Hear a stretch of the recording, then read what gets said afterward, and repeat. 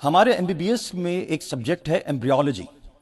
اس subject کو کہتے ہیں کہ جس میں ہم بینگ اے ڈاکٹر جب ہم میڈیسن پڑھ رہے ہوتے ہیں تو ماں کے رحم میں بچہ کیسے ڈیولپ ہوتا ہے، ڈیولپمنٹل سٹیجز آف ایمبریو.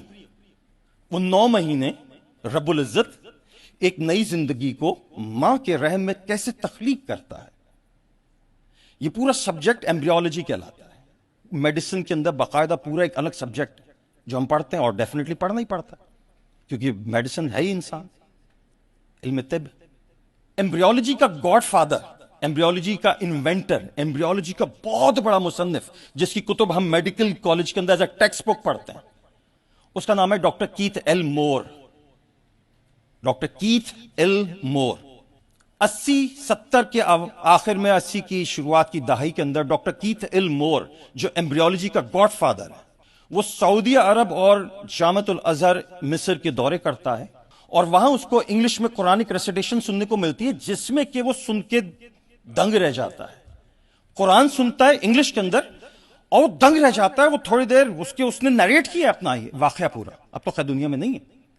وہ کہتا ہے کہ میں دنگ رہ گیا وہ انگلش ریسیٹیشن سنتے ہوئے قرآن کی، اور میں نے روکا قاری کو سعودیہ میں بھی اور جامعۃ الازہر میں کہ یہ کیا پڑھ رہے ہو تم.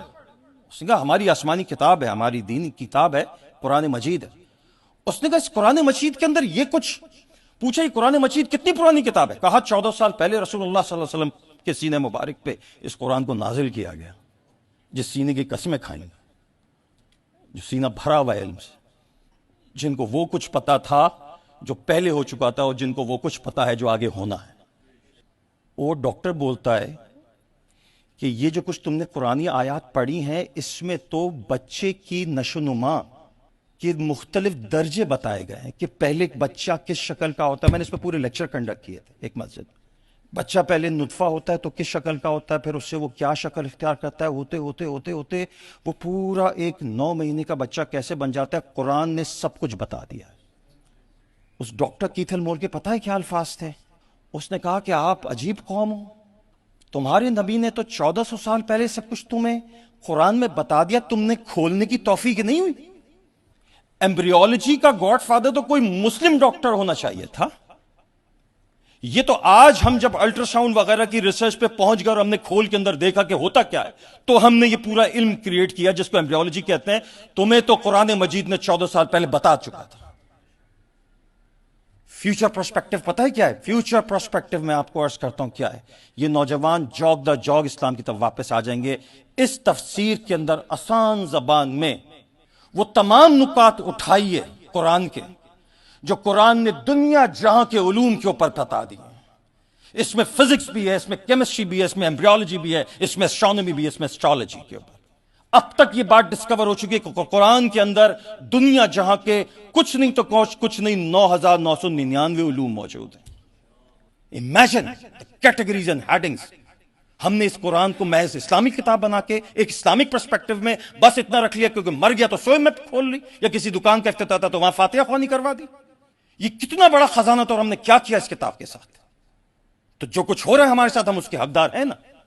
جہاں آج کھڑے ہو گئے آ کے کہ وہ اقوام ہم پہ حکومت کر رہی ہیں جو آج سے صرف 200 سال پہلے جنگلوں میں آوارہ پڑی پھرتی تھی، آج وہ ہم پر حکومت کر رہی ہیں. ناسا کی لائبریریز کے اندر قرآن کی انگلش ریسیٹیشنز موجود ہیں. وہ جب علم فلکیات پہ کوئی تحقیق کرتے ہیں وہاں خاموشی سے اندر یہ بات موجود ہے. مشہور ہے، میرے ایک دوست نے مجھے بتائی، کہا ڈاکٹر صاحب وہاں وہ انگریزی کی ریسیٹیشنز قرآن کو وہ ناسا کے سائنٹسٹ کھول کے ویریفائی کرتے ہیں کہ آیا جو کچھ ہم نے فلکیات پہ تحقیق کیا قرآن میں مل رہی ہے تو سچ. اور ہم وہ اندھے ہیں کہ جن کو وہ علم دیا گیا تھا ہم نے بند کر کے یہاں رکھ دیا. زیادتی تو ہم نے خود کی ہے نا اپنے ساتھ. دوسروں کو کیوں اپنا دشمن بنائے بیٹھے؟ ہم خود ہی اپنے بڑے دشمن ہیں. ہم سے بڑا کون دشمن ہوگا اپنا؟ اس تفسیر کے اندر ڈاکٹر صاحب سے میری گزارش ہے، اور اس میں جو میں آپ کے کام آ سکا، سائنٹیفک نکات ڈالیے کھول کھول کے اس طرح سے کہ دیکھو اے دنیا والوں، جو تم آج بتا رہے ہو دنیا کو قرآن نے 14 سال پہلے بتا دیا تھا. یہ اس کا فیوچر پرسپیکٹو ہے. یہ انسٹیٹیوشن ہے آپ کے پاس، کام کریں اس کے اوپر، بنائیں ادارہ، کھول دیں اس کے علم کو. اللہ تعالیٰ سے میری بڑی مخلص دعا ہے، یہ جو آج پلیٹ فارم میں یہاں دیکھ رہا ہوں، آپ کی دل جمعی دیکھ رہا ہوں، تسلیم بھائی کی محبت دیکھ رہا ہوں، اسماعیل بادونی صاحب کو تو اللہ رب العزت نے ماشاءاللہ، میں نے کہا نا مجھے بڑی امید ہو چلی ہے کہ اس کو بنیاد بناتے ہوئے، اس بیج کو استعمال کرتے ہوئے، کاش کہ ایسا ممکن ہو جائے آنے والے مستقبل میں کہ ہم دنیا کو اسلامک ایجوکیشن کریکولم واقعتاً دینے کے قابل ہو جائیں انشاءاللہ۔